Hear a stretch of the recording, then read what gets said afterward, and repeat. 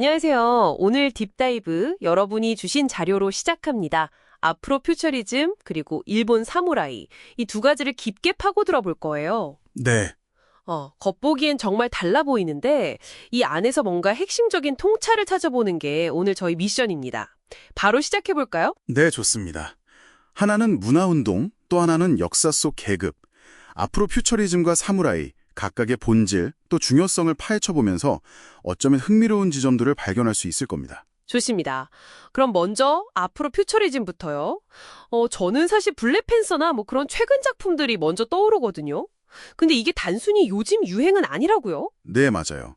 훨씬 더 깊은 뿌리가 있죠. 그러니까 그냥 SF 영화에 흑인 배우가 나오는 거, 뭐 그 이상이라는 말씀이시죠? 그렇죠. 용어 자체는 1993년에 마크 대리가 처음 썼다고는 하는데 그 정신은 사실 훨씬 오래됐어요. 핵심은 단순히 미래를 배경으로 흑요를 등장시킨다, 이게 아니고요. 네. 기술이나 상상력 같은 걸 통해서 뭐랄까 과거에 좀 지워졌던 역사들 있잖아요. 그런 걸 다시 보고 또 미래의 주체로서 흑인 스스로 이야기를 만들어 나가는 거. 그런 강력한 시도라고 봐야죠. 그러니까 과거의 경험이나 정체성을 미래 이야기 속에 투영하는 작업이군요. 네, 맞습니다. 일종의 문화적 저항일 수도 있고 미래를 다시 만들어 나가는 과정이죠. 흥미롭네요. 그럼 대표적인 어떤 인물이나 흐름 같은 게 있을까요? 자료 보니까 이름들이 꽤 많이 나오던데요? 정말 많죠. 근데 이제 핵심적인 예를 들자면 음악가 선라를 빼놓을 수 없어요. 썸라, 네. 이분은 우주적인 신화나 이집트 문명 같은 걸 막 가져와서 굉장히 독특한 흑인 정체성을 표현했거든요. 네네. 그리고 소설가 옥타비아 버틀러 작품들도 그렇고요. 권력, 생존, 인종 문제를 아주 깊게 다루면서 앞으로 퓨처리즘의 중요한 축을 만들었죠. 그렇군요. 그리고 레이날도 앤더슨이라는 사람이 지적한 게 중요한데 이게 그냥 SF의 하위 장르가 아니라는 거예요. 그게 아니군요. 네. 독자적인 사상적 흐름이고 그 뿌리는 19세기 중반 문화까지도 올라갑니다. 와, 생각보다 훨씬 역사가 깊네요. 미래를 상상하면서 현재와 과거를 다시 해석하는 움직임이라 재밌습니다.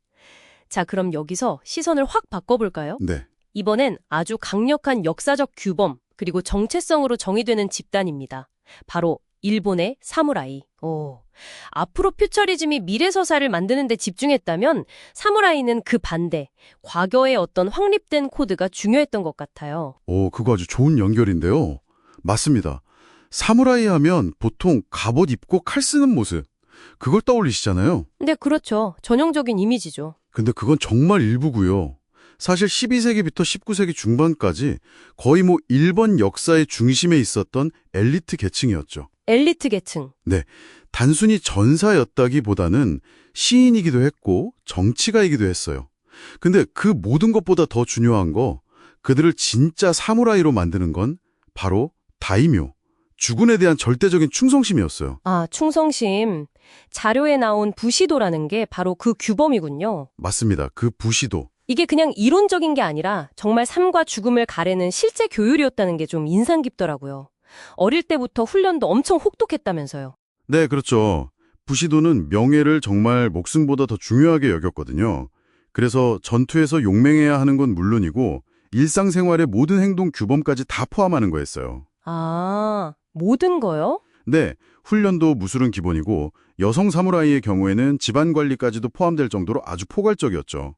그리고 그냥 나이가 찼다고 되는 게 아니라 엄격한 통과 의례를 거쳐야만 진짜 사무라이로 인정받는 그런 시스템이었고요. 정말 엄격했네요. 근데 물론 우리가 지금 아는 사무라이 이미지 중에는 좀 후대에 미화되거나 과장된 신화적인 부분도 꽤 섞여 있어요. 그 점은 좀 감안해야 합니다. 네. 신화적인 부분. 네, 이 계급 자체는 1868년 메이지 유신 때 공식적으로 폐지됐고요. 자, 그럼 한번 정리를 해보죠. 앞으로 퓨처리즘은 미래를 상상하고 또 재창조하면서 정체성을 만들어가는 역동적인 문화운동.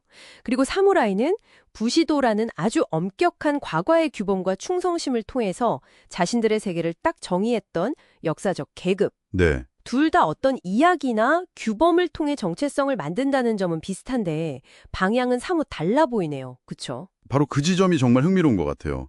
하나는 미래를 향하고 다른 하나는 과거의 이상을 향해서 서사를 만들어갔다는 점. 네네. 그러니까 아프로퓨처리즘은 어떤 억압적인 현실 속에서 상상력을 무기 삼아 새로운 길을 찾는 거라면 사무라이는 이미 확립된 명예 규범을 철저히 따르는 데서 존재 의미를 찾았던 거죠. 아, 맥락은 전혀 다르지만 그렇죠.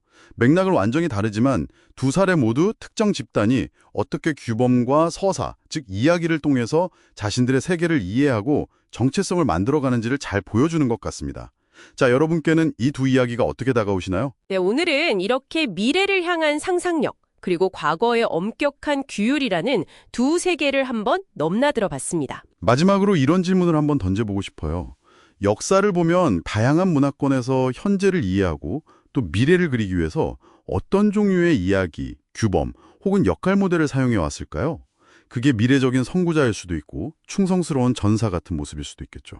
네. 그리고 더 나아가서 어쩌면 여러분도 모르는 사이에 여러분의 세계관이나 미래를 보는 방식을 형성하고 있는 그런 보이지 않는 규범이나 이야기는 없을지 한번 생각해 보시면 어떨까 싶습니다. 오늘 딥다이브에 함께 해주셔서 감사합니다.